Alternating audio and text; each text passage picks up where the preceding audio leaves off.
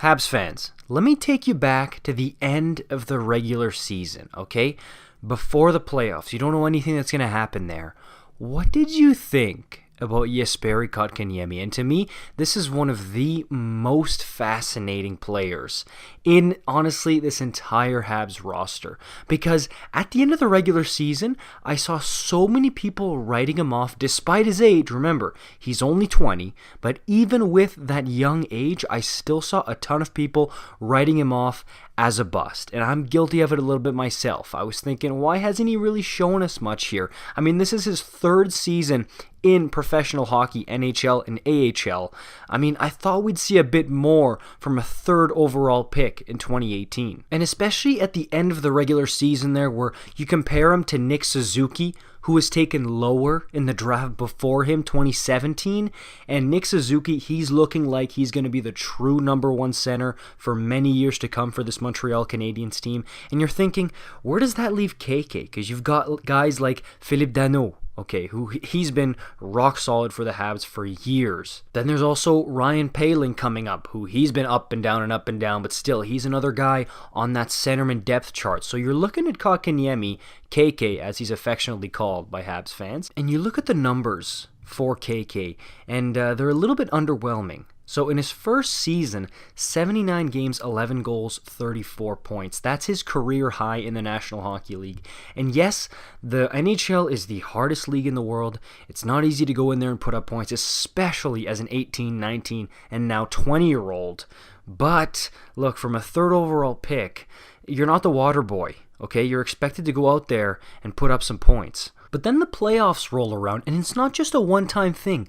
Last season in the bubble, in 10 playoff games, the dude has 4 goals and 4 points, 0 assists. And this year, one more game played, 11 games, same thing, 4 goals. So, I mean, you can't say he doesn't come to play when it's playoff time. And of course, this is being recorded before Game 2 against Vegas. So, if he does hit a slump here in this third-round series, that changes things as well. But it got me thinking, what is this guy going to get paid on his next contract? Because it's coming up here. Like right now, his cap hit is $925K, and his contract is up at the end of this season. He's going to become an RFA here, so the Habs are going to need to sign him, and yes, they are going to sign him. I don't think they're going to trade him. You don't give up on a 20-year-old kid, especially a centerman who's got size and a lot of room to develop and experience playing in the NHL against big, hard, tough opponents. So he's not going to get traded. Get that out of your head, unless it's like a Jack Eichel trade or something.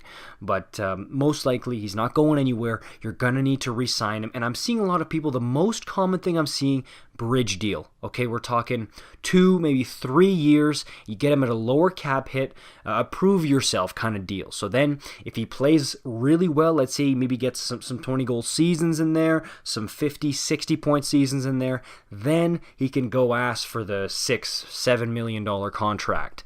But I think that's honestly, I don't know how you don't go with the bridge deal. I don't see a 1-year deal. I think that's too short, but I definitely think the sweet spot here is 2 or 3 years. I think that's what we're going to get for Kotkaniemi. And in terms of exact numbers, that is really, really tough to say, man, because, I mean, look, you're not going to be paying a guy whose career high is 34 points in 79 games. You're not going to give that guy $5-6 million off the bat. I mean, in the NHL, they don't necessarily pay guys for what they're going to do, and they're starting to move away from that trend of paying guys for what they've done. I mean, you look at Kane and Taves. The Blackhawks paid them $10.5 for what they've done. They won 3 Stanley Cups with the Hawks, and since then, it hasn't looked too great.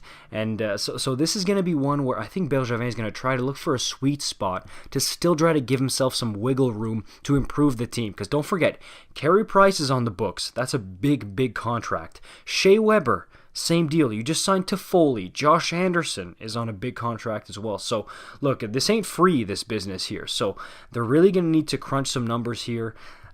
Again, the numbers exactly for KK, it's going to be really tough to gauge. And keep in mind, I mean, I know Caufield's a few years away for the contract. Same thing with Suzuki. Actually, Suzuki shouldn't be too far away here. Should be coming up. But you got to pay those guys as well. So, to be perfectly honest with you, I would be shocked if they gave KK more than like $3 million, and even that's being generous. I think he'll hover between $2 to $3 million, and even a lot of people then will say, what?